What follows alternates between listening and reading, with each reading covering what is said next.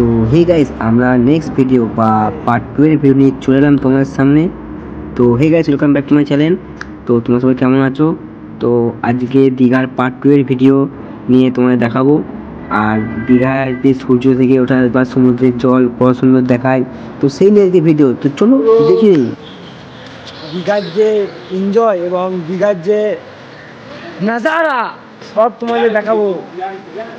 তো গাইস, পাশে থেকো। আর ভিডিওটা ভালো লাগলে লাইক করে সাবস্ক্রাইব করে দিতে একদিন ভুলো না। তো চলো দেখে নিই। তো গাইস, এখন আমরা নেমে পড়লাম বাস থেকে।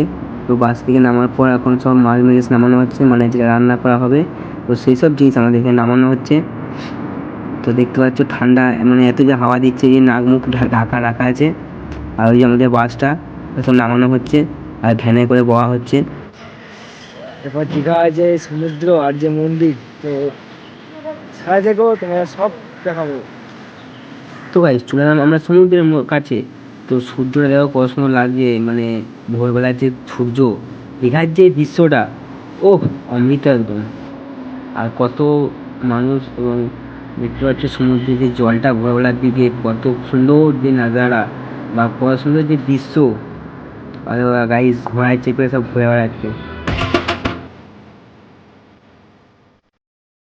তো দেখো গাইস, এখন এই যে ভিউটা দেখো একবার, যে সূর্যটা কত সুন্দর লাগছে। ওইদিকে কুয়াশা, এদিকে সূর্য। ওহ, চলো গাইস ওই দিকে আরো সামনের দিকে দেখাই সমুদ্রের দৃশ্যটা।